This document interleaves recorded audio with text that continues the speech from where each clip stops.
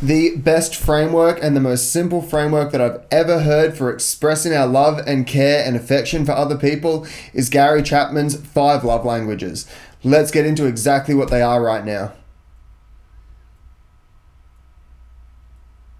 Now, in the 90s, Gary Chapman came up with this framework called the 5 love languages.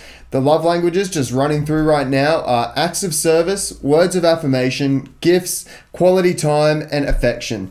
If we can understand how we express our love, our care, and our respect for the people around us, and we can begin to listen to how they hear that they're loved, that they're respected, and that they're cared for, we can express everything that we need and everything that they need all at the same time without any miscommunication, without any missed ideas and missed opportunities. The more that we spend time with our children, the more that we can understand how they hear these love languages, and we can stretch ourselves and learn to express what they need, what they're expecting to hear, and what makes them feel solid and secure. We're going to get into exactly what these languages are, some of the pros and some of the cons that come with all these different languages. Let's start with acts of service. These are basically just the practical actions. This is the one that personally I am the worst at. These kind of people are the kind of people that'll do your car service, they'll help you clean your room, or they'll sometimes take it upon themselves to clean it. When we're looking at the positives, this is incredibly helpful. These are the kind of people that'll help you move without a second thought. They're just there to do it. These are the kind of people that will do these things for you. They'll be there to take the reins, to almost take control in a semi-negative way actually, and just get the things done. They'll be able to jump in and even let you sit back and just coast on your own life. They'll take care of the problem. They'll dive in and do those dirty jobs. They'll be there to serve you. They're there to do those things that you don't want to do, that you can't do, and that they're just equipped and able to do. They'll learn these things and just give everything their best shot. They'll do the chores, they'll do the maintenance, they'll be there to do those boring things, to mow your yard, they'll be cleaning the walls, they'll, even after the move, they'll come back and they'll help you clean the house out. That's what these people do. That's what people that are good at acts of service are there to give for. They're going to free up your time because they'll take care of those things you don't necessarily want to do. They'll be there to kind of grind away with you and to just get these things done. On the negative though, these things are sometimes something they take onto their own back. They might not give you the opportunity to do things for yourself. They might do things without actually asking you whether you want them done. And by doing this, they might actually mess some of the things up when they're trying to help. They're not going to understand that by being there and trying to do these things that they could be causing a bigger problem, and then they're going to feel hurt because if this is the way that they express their love, that's probably the way that they hear the love as well. So when we're rejecting their act of service, we can actually have them feeling like we're rejecting them. That's a real tricky place to be in because these people aren't necessarily good with some of those personal boundaries when it comes to doing things for people. They'll be the kind of people to pile all your things up to get them out of the way, thinking they're helping you, but they could be putting something breakable on the bottom of that pile. My stepfather did exactly that over and over and over, no matter how many times I told him that I didn't want him to touch my things, to just come and ask me before doing anything, but he'd step in and do that. On the positive, if it came to something with the car, sometimes he'd have the service done, he'd have the oil changes done, and he'll have it paid for without me even realizing that it was even an issue, and then he'll just tell me later that it got done. Very helpful, but very, very confusing when you put those two bits together. What am I going to do? Basically, these people are using their time to do things for you, to spend their time on you, rather than to actually spend their time with you.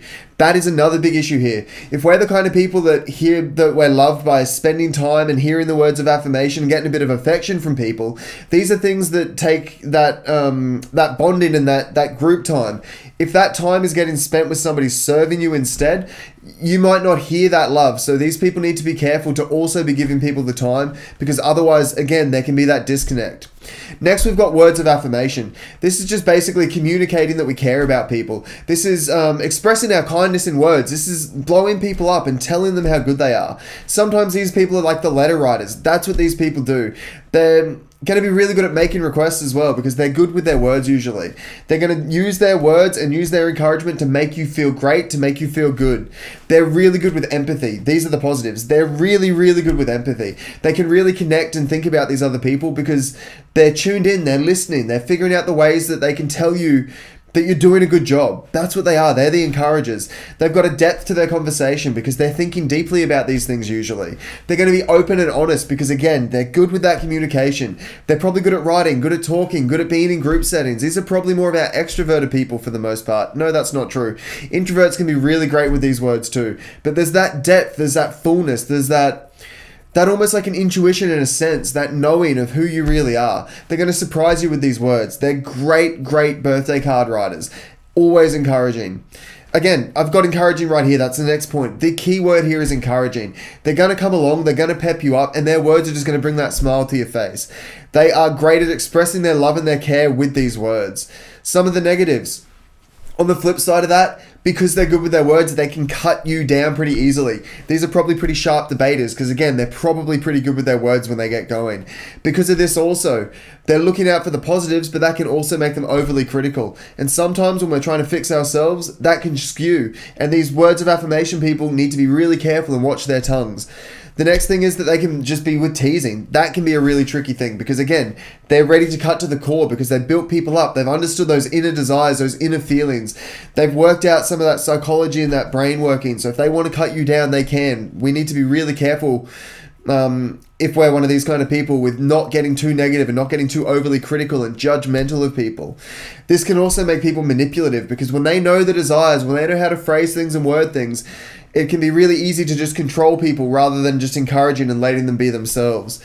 Another thing is that because they're good with their words and they value their words, they can stonewall you and cut you out and use silence as a weapon. These are the negatives for the people that have a word of affirmation. Gifts. The gift givers are the people that are going to give you visual messages that they love you, give you visual cues that they know that and care about you. They're going to give you that plant that you've always wanted. They're going to give you that statue that makes you think of them every time you look at it, but it was already something that you want. They're paying attention and they're going to give that back to you with an actual, like an icon or a symbol of your friendship, of your love, of your relationship. The positives here are they're going to give you those thoughtful presents every time. They're going to be watching, they're going to be listening. Everything that they give you is going to be meaningful because they're really good at this gift giving thing. They're going to be paying attention. They're literally going to be watching all of these little things to figure out how to give you those gifts. It's going to seem like they know you better than you know yourself when they give you some of these things because they're watching, they're taking care. They're going to surprise you because they want you to have the experience. They want you to give you these gifts. They're going to be really good at just spending their money or bad at spending their money. We'll get to that in a second. They're going to give you these mementos. And again, that is just going to remind you of this relationship. You could be walking around your house even right now or driving in your car and see something one of your friends or one of your family's given you. And it just has that little extra something. Those people can be these gift givers a lot of the time. That's how they can express their love. Basically, they're trying to craft an experience, but give you something to remember it at the same time. That's what a good gift is. The negatives for these people is, on the flip side, if their love language to hear is a gift giver or a receiver, they're going to expect the gifts. When we fall short, they can hold that against us. They can feel really hurt. Buying gifts for people can be very, very tricky, especially if we're looking for meaningful. It can be tricky to almost compete with these people if they're giving gifts and if you're trying to give them back. They basically have really high gifting standards. They go so much further, so much extra. They put so much time and effort into giving people the gifts that it can be really easy to let them down, even when we're trying.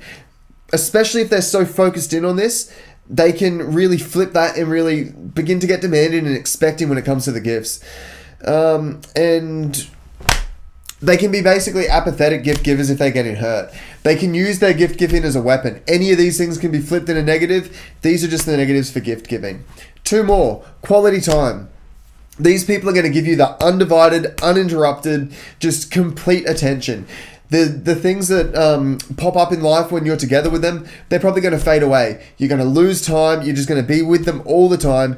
They're going to be really good at reflective listening because they're there connecting with you and actually growing and learning with you. They're there to spend the time with you. That's their whole thing. They're going to be intentionally engaging with you and they're going to make you feel like you're the only person in the world sometimes. Their positives are this undivided attention. They're the people that are really good with the eye contact. They're the people that are going to be there making you feel heard because they're there for you no matter what you're doing. You could be driving to school. You could be taking a walk with a friend. You could be at the beach. It could be just a holiday. They're there for you, giving just time chatting. Where are we? They're going to be really good with their body language as well. They're going to know how to communicate these things because they're around people. They like to spend their time with people because that's how they show that they love you. They're going to be good with the eye contact, which is another part of the body language. That active listening, they're just going to completely nail. But they're also going to plan these things out. It might not look like it sometimes, but people that like to spend quality time are the kind of people that have a structure and a plan and idea in their mind. It might look and feel like it's completely just relaxed and calm and casual, but I bet you any money that they've got a loose plan and that they don't really care so much about the plan, and it can change, but they've planned that thing out. They've made sure that they're intentional with that time because that's how they show their love. They're giving you that space, that time, that everything, or the minutes that are everything to them, basically. Again, we normally speak and hear these things we normally speak and hear the exact same language. The negative thing, are that they're going to complain about time and limits. They're going to be very hard with letting things go and kind of even wrapping up some of these conversations and some of this flow because they just want these people around them. They're showing that they care by taking this time, which can very quickly turn negative. Sometimes they're going to be multitasking, which can be a good and a bad thing. They might be there doing something else while they're spending that time with you because they've given you so much extra time, which can then feel like it's a negative thing.